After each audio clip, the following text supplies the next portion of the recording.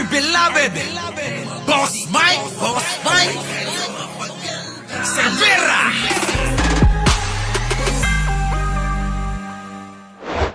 Harap si dating Senador Antonio Trillanes IV sa hearing ng Senado kaugnay ng war on drugs ng nakaraang administrasyon.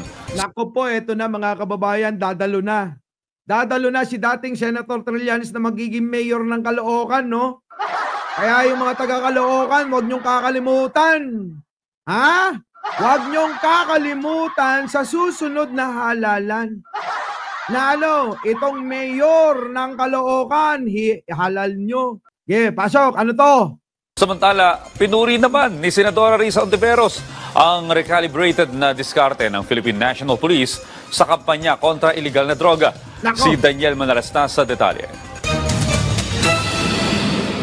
Matapos ang mga mabibigat na aligasyon ni dating Senador Antonio Trillanes nang humarap sa Quadcom hearing ng Kamara laban sa mga Duterte, inaabangan din ni Senadora Risa Hontiveros sakaling ipatawag din si Trillanes sa pagdinig ng Senado. Ala, si ano pala, kala ko sino naman ang nag-aabang sa kanya. Ang nag-aabang pala mga kababayan, si Maring Risa. Si Maring Risa na hindi lang si Mayor Trillanes ang inaabangan niya. Oh, nako, sana ganito. Oo, pag meron kayong pambabas kay Senator Trillanes, abay ganito gawin nyo. Yung mga basher ni Senator dito, ganito gawin nyo. Trillanes for mayor ng Caloocan, no? Diba? Sarap ng ganito. Tiruin ninyo yung mga sasabihin nyo. Oh, mababasa ko. Diba? Ha? Oh, tuloy. Hinggil sa drug war, pero kabaliktaran nito sa isa pa raw resource person. I am looking forward na makadalo si dating Senador Sonny Trillanes. The way I am not looking forward na dadalo yung isang tao dyan, pero mabuti siguro kung dadalo siya ulit. Ay nako, yung pala yung inaantay nila, tinaabangan. Yung pagdalo daw nung isa. Sino ba yung isa mga kababayan? Ha? Sino yung isa? Kilala nyo ba? Hindi ba yun yung pamilya na laging umiiwas pag merong pagpupulong sa Senado at sa Kongreso? Ha? Ernesto Jr. de Mayuga? Oh, bakit Risha? Tanong ko lang, bakit ganyan? Bakit ganyan yung itsura mo? Parang pinaghandaan mo si Digong, ha? Totoo ba yan? Spicy coffee. Congrats saan?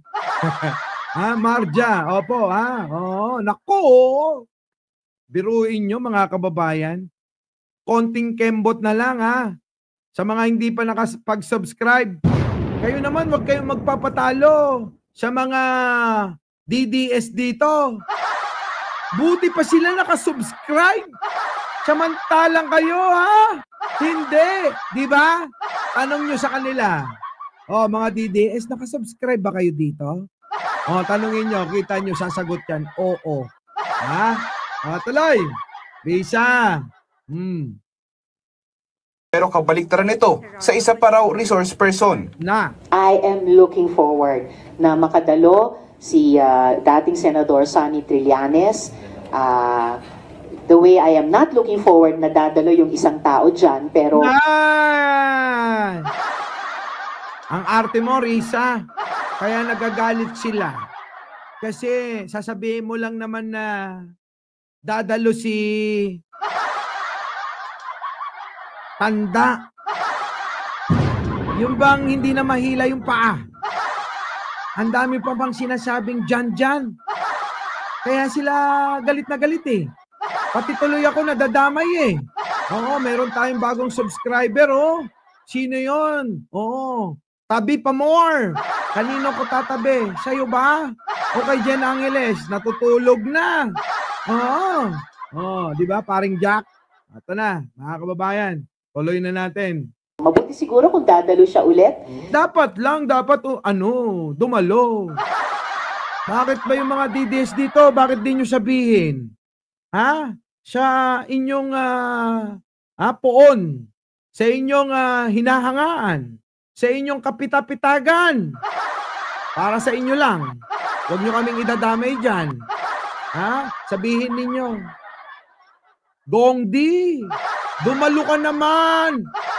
Para nang sa ganon, hindi kami napapahiya na ikay takot. Sabi ng mga basher at ni Mike Cervera.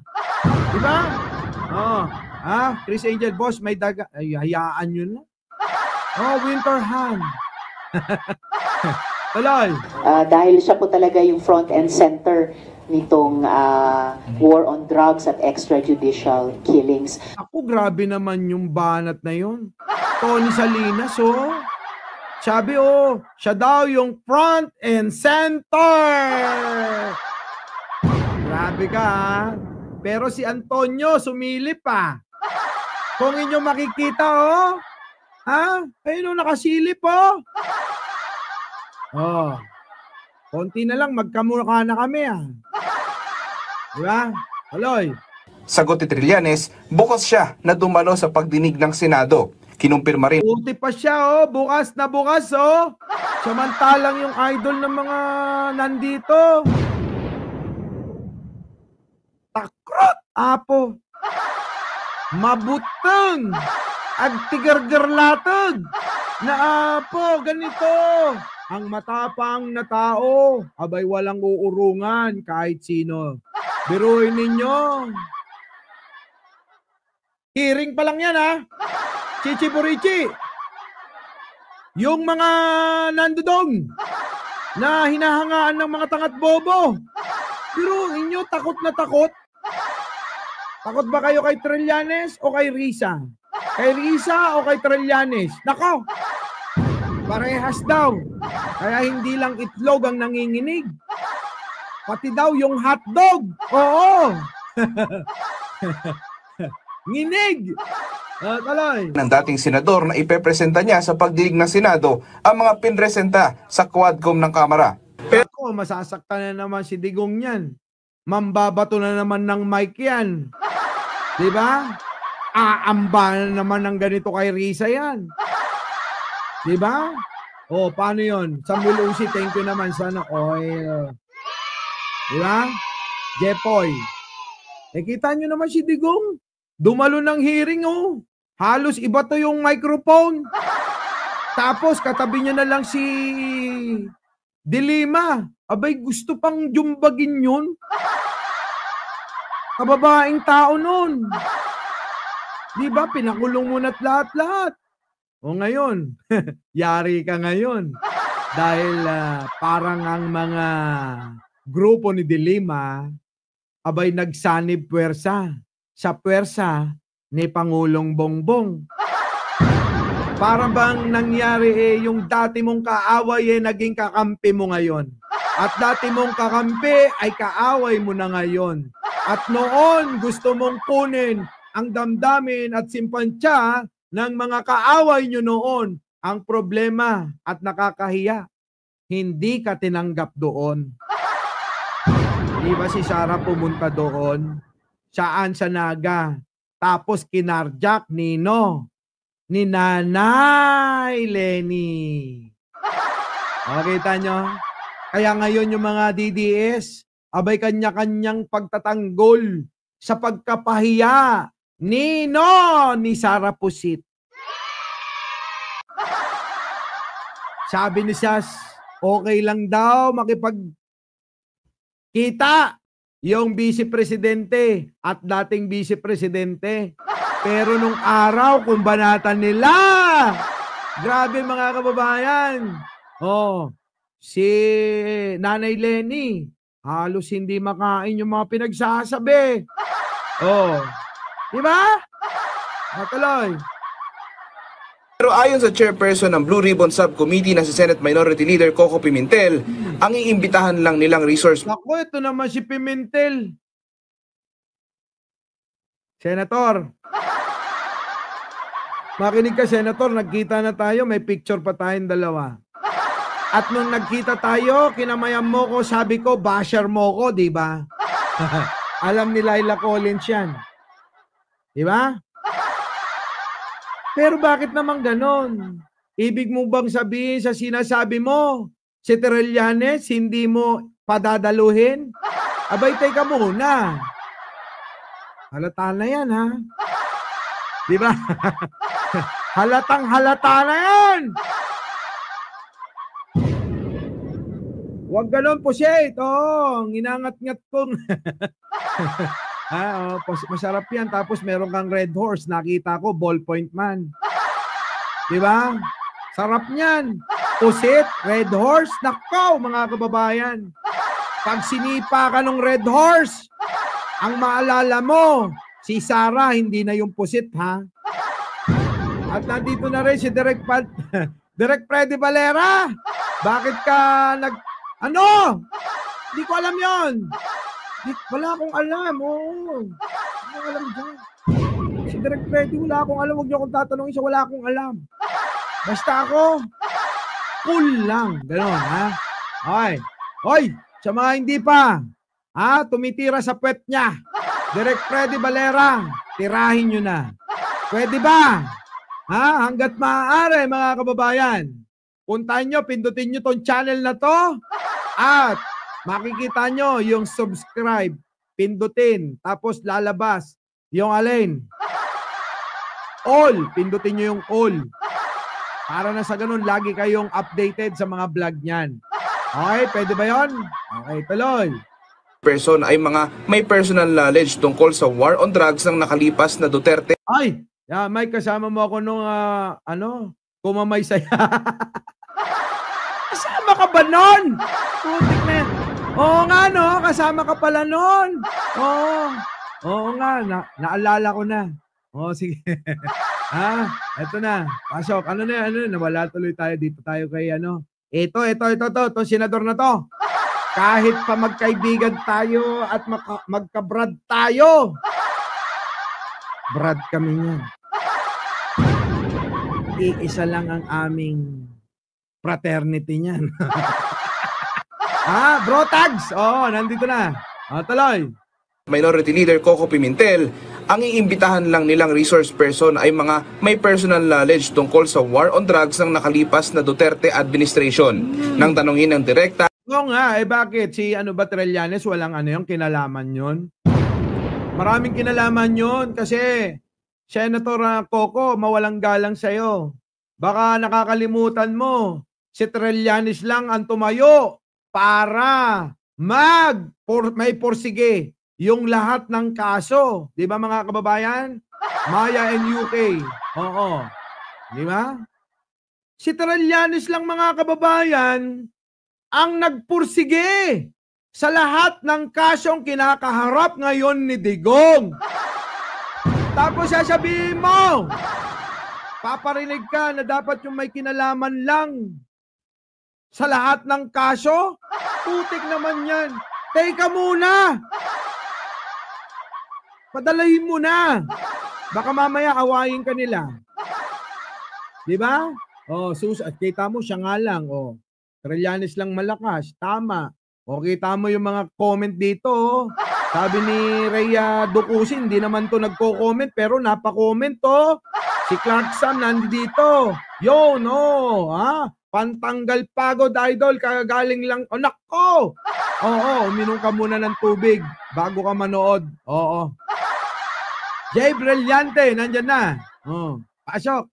Kung hindi ba iimbitahan si Trillanes, sabi ni Pimentel, kailangan muna nito ng affidavit na Ang dami mong gusto! Huwag mo naman pahirapan yung aming magiging mayor. Si Pimentel, sasabihin na naman, di ba hindi ka naman taga-Caloocan? Pag ako tumira sa bahay nila Jen, taga-Caloocan na ako. Tandaan nyo, si Jen Angeles ko, taga-Caloocan to. Kaya kapag ako, -1 sa pamilya ko, alam nyo na, +1 sa Caloocan. Di ba? Kaya, pag nanalo si Mayor Trillanes, pagbigyan nyo, kahit isang termino lang, nang makikita nyo ang pagbabago, na mangyayari sa Caloocan. Doon na ako titira sa bahay ni Jen Angeles. At doon na rin ako. Oo, lilipat ng aking address. Di ba? Baka si Ballpoint Man, pwede na rin lumipat doon. No? Oh! Putik na yan. Kalma! Oh, kalma. Baby, kalma. Huwag mo naman akong bigyan ng dahilan para tabihan ka. Diba mga kababayan, pinapahirapan po yung ating mayor netong si Pimentel. Ang dami-dami pang kailangan, pwede naman. Ngayon lang ako nakakita ng ganito sa lahat ng kanilang inimbita. Si Trillanes, kailangan lang imbitahin kapag meron parang ipapasa. So mga kababayan, pahirap yan sa magiging mayor ng taga-Caloocan. Diba? Biruin mo, dadalo ka lang bilang resource person. Meron ka pang ipapasang. Diyos ko, affidavit daw. Hindi. Dokumentong para saan yun? Diba mga kababayan? Oo, June Kiambao, Rhea Manampan, oo. Shoutout po sa inyo tuloy, premium, premium 06 YouTube 2022. Di ba? Sabi rito, Pimentel, balimbing yan. Dapat mawala na. Last term na yan. Si Pimentel, mga kababayan, hindi na makakatakbo yan.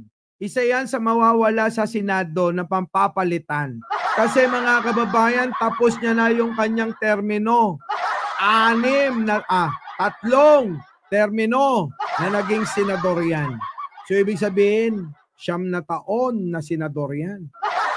Kaya mga kababayan, last term niya na yan. Kaya kung yan, pagkatapos ng eleksyon sa Mayo, wala nang pupuntahan yan. Kaya ang gagawin yan, magpapakitang ng eme yan. Para lang sa ganon, mapansin siya ng administrasyon, mabigyan ng pwesto yan. Diba? Gets nyo ba ako? Chris Angel? Sabi dito, bagong silang Caloocan. Here, solid sentry! Putik na yan, pag nanalo si Senator, tandaan nyo. Ako na nangangako. Mamimigay tayo ng sombrero. Sombrero. Yung binibenta ng libo-libo, ipapamigay ko sa inyo. Walang bayad. Oo, tandaan nyo to. Walang bayad. Oo. Bilang pasasalamat ko sa inyo. Diba? Okay ba yon? So, lilipat ka na din ng voting press. Oo! Pero wag muna ngayon. Kasi yung isang tiyuhin ko tumatakbong mayor. Kaya ngayon, mga kababayan, wag muna. Wag muna, mga kababayan. Yung tiyuhin ko tumatakbong mayor. Kailangan kong suportahan yon. Oo. Okay, tuloy. Detalye ng kanyang testimonya. Wala pa rin daw schedule ang susunod na pagdinig at i-schedule lang ito kung ang subcommittee ay bibigyan na ng kapangyarihan upang mag-contempt. Bagay anya na wala sa ngayon. Kung kakayanin sana ngayong buwan para mabigyang daan ng isa pang kung huli man na hearing sa susunod na buwan ng... Tagal-tagal, oh. Pinapatagal lalo, oh. Sabi ni Risa Amungo, sabi rito, kala ko ba jacket, Boss Mike? Okay na kami sa jacket. Wala ka pa bang jacket? Abay, kontakin mo si Arnold Lopez. Oo, kontakin mo, sabihin mo, sinabi ko. Ayan, oh, i-record mo pa to, tong live na to. Screen screen save mo. Tapos ipasa mo kay Arnold Lopez. Sabi mo, wala pa akong jacket. Kung yan ang totoo, kung wala ka pang jacket, kasi bigyan natin ng pagkakataon tulad ni BMB ALC na mga wala pang jacket, at ni BMB Eduardo. Di ba? Yung mga walang jacket, dapat yun muna, Tuloy, wala pa. Screen save mo na to. Send mo kay Arnold Lopez, Ayan, bukas, nagpapadeliver ng jacket yan,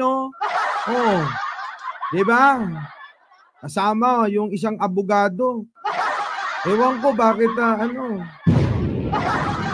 Basta! Oo, tuloy. Nako, si Nonno biglang lumitaw, oh. Sabi, wala pa jacket ko rin. Nako! Oo, senior citizen, si Nonno daw, oh! Oy! Si Laila Collins, wag na. Siyempre, 6 na taon Kontakin nyo na si Arnold Lopez habang may natitira pa. Pagka wala na ako magagawa. Okay? Tuloy. po nangyari yan at sabi nga on the ground hindi pa talaga totally tumitigil. Pinuri naman ni Hontiveros ang kasalukuyan diskarte ng PNP sa war on drugs. Oh, ayan ha, kita nyo naman ha. Si Risa mismo na dating tumutuligsa, ngayon pumupuri na. Bakit? Ibang-iba kasi ang alin, pamamalakad at approach ng bagong administrasyon at ng PNP. Saan? Sa paglaban sa droga. Kung saan iginiit ng PNP ang recalibrated approach nito na hanggat maaari ay makaiwas sa mga engkwentro. Oh, Daniel Ayan na ha. Our beloved Boss Mike! Boss Mike!